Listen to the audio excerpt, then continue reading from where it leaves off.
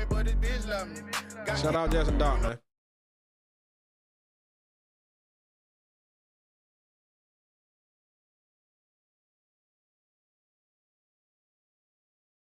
And then just to close this out, man. What's up with Derrick Henry crashing out like this, bro? 3 fumbles, 3 games, bro. What's going on?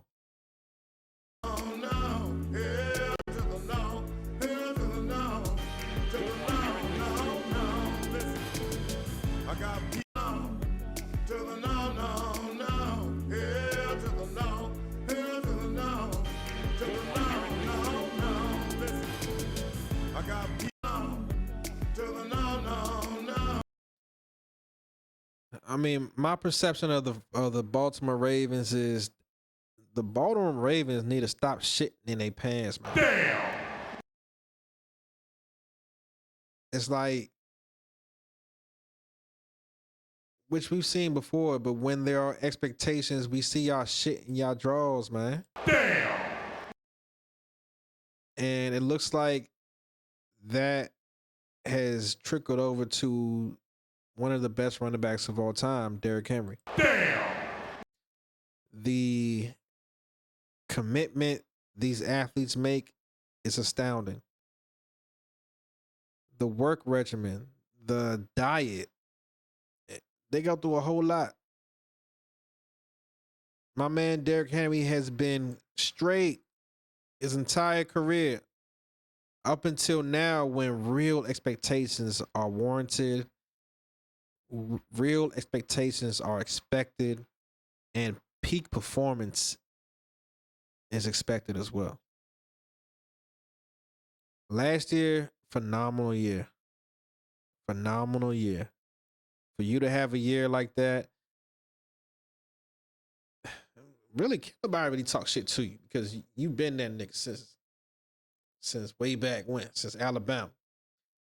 But you crashing out like this is showing me that there's an issue, man. And I know in that locker room, the accountability is key. They hold niggas accountable in that locker room. And I know you have to go back to your teammates and look them in the face and you look. And that's another thing as well. Understand that tomorrow is going to come. You know, hopefully, but tomorrow's not guaranteed. But understand that you're going to get another chance to do what you do to the best of your ability. So this crashing out, it seems like there's some type of focus going on, man. Like, I don't know. What y'all think? I've never seen Derrick Henry in this position. Pause.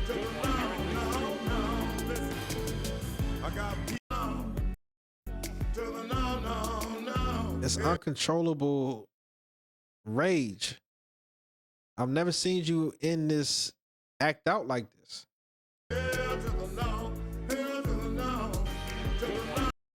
And now Lamar's hurt. This is what I'm talking about. Nigga like Lamar, man. Look, I fuck with Lamar, bro.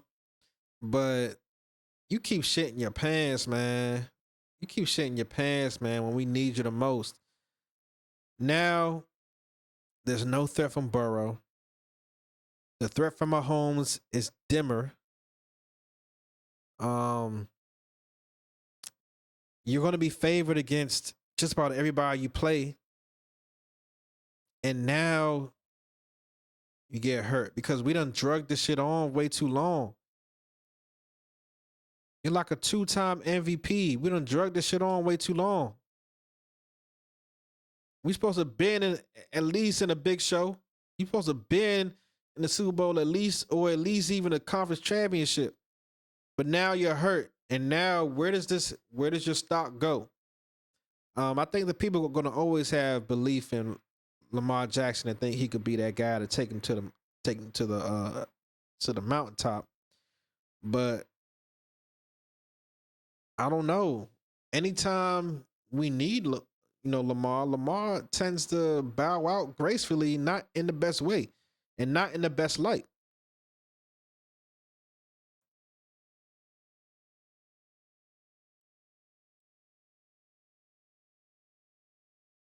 All right, now we got this guy here, Ben Johnson. Damn. Ben Johnson, he disrespected the Commanders, in my eyes, because he had, in my eyes, had agreed to a contract or some kind of deal, and for some reason, while our owner was on the plane to go make that deal with him, he called the deal off. Granted, I wouldn't have won him anyway because I don't think he's a leader of this day and age's men or man. A lot of these coaches get this false empowerment when they become a head coach. Like the way you talk to your kids is going to work with grown men, and that's not ever the case. Or like the way you talk to your wife or your mother is going to be the way that you talk to grown men. That's never going to be the case. When you are the head of an operation like an NFL locker room, and you have all those eyes on you, you have all those different perceptions about you, that's a lot. You know, people going to be able to snake out the falsity in your statements. People going to be able to figure out, you know, where the chinks in your arm is at. People going to be able to figure out if you really that guy.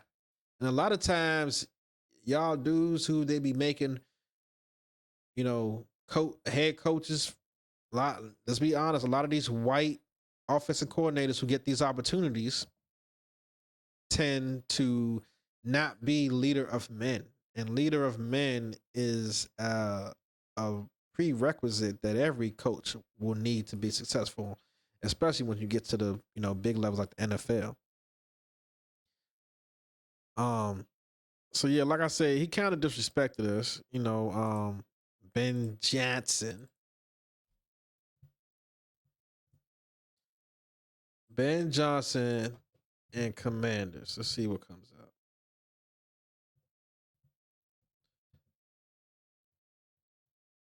And I just knew he just got bitchy ways. Just look at his face, bro.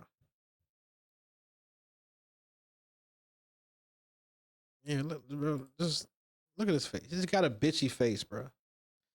And like, bro, it's like I don't like these guys that try to act hard and try to be all stern and, you know, stoic faced. You know, I like the head coach of the Detroit Lions. I feel that he's a genuine guy. He's not trying to be, you know, the hardest guy. But it's just his personality. He is one of those guys. So let's check out this. So last year when we tried to get this guy, it says the follow-up between Ben Johnson and the Washington Commanders was significant, with Johnson declining their head coaching offer in January 24 because he was turned off by ownership's basketball guys' mentality and overconfidence in football matters.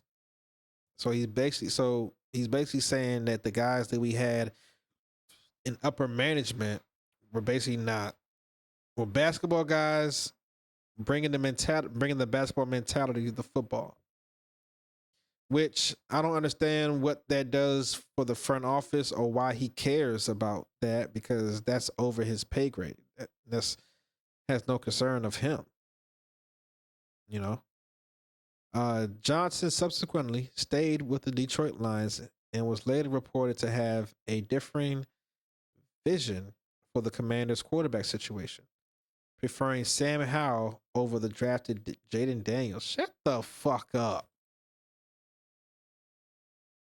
I don't know if this is true. This ChatGPT, oh, this ain't Chat, this is Google AI. How did they get that? How did Google AI see? This is why you gotta be careful with shit like this. I can't confirm this is true. I never heard of this. Johnson subsequently stayed with the Detroit Lions and was later reported to have a differing vision, a deferring vision for the Commanders' quarterback situation, preferring Sam Howell over the drafted Jaden Daniels. Are you stupid? Damn. Man, that boy Sam Howell couldn't see over the O-line. Damn. That boy Sam Howell couldn't throw the football for nothing. It was like glue. It was like super glue was stuck to his hands when he hiked the ball. Damn. Fuck out of here, man. So, withdrawal of candidacy.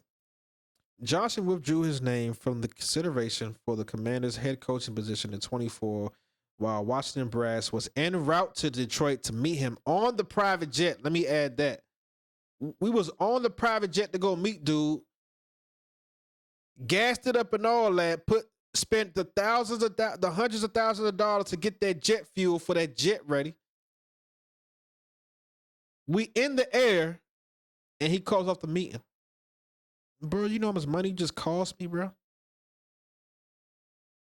So here is the basketball guy's criticism. Sources revealed that Johnson felt turned off by the Commanders' ownership, which included figures with basketball backgrounds like Bob Myers and Josh Harris, who he reportedly felt were too confident in their football opinions. I mean, I respect that. You know, you feel like, but hold up, you feel like they're too confident in their football opinions, then why don't you come in here and steer the boat in the way that you believe it should be steered? Well, okay. If you're that guy, if you're the leader that we need, then you come in and you correct the ship. Reason for withdrawal: the perceived clash of philosophy and a desire for better alignment with front office football knowledge led Johnson to stay in Detroit. Bum ass. So here you go. So he's now the head coach of the Chicago Bears. He's supposed to have some kind of high-powered offense. I think they had one good game against a bad defense in the Dallas Cowboys. And his team has just been losing. And he's a first-year head coach, so there's going to be some woes, right? But don't be bitchy, bruh. Be a man about your ass whooping. Your offense has struggled. So it's nothing against Jalen Hurts. It's nothing against the Philadelphia Eagles. Your offense has struggled. So he comes and he talks to Aditi Kikabali with some sass. And it's like, bro, respect the ones who was here before you, bro. Your offense has struggled to take advantage of those takeaways. Yeah. Okay, so what did you tell them to get things going? That it wasn't our brand of football. We're capable of a lot more, and so we're hitting the It wasn't our brand of football, and we're capable of a lot more. And reset button here at halftime, and we're going to come back and establish our identity here in the second half. So you need to change what you're doing. I don't know. You think so? Damn. We're going to be just fine. Thanks, man. Your offense has struggled to take advantage of those takeaways. Yeah. Okay, so what did you tell them to get things going? yo, stop being bitchy, bro. Football, we're capable of a lot more, and so we're hitting the Stop being reset button bitchy, here man. at halftime, and we're going to come back and establish our identity here in the second half. So you need to change what you're doing. Damn. I don't know. You think so? Damn. We're going to be just fine. Thanks, man. Bruh, Your bitch. offense has struggled to take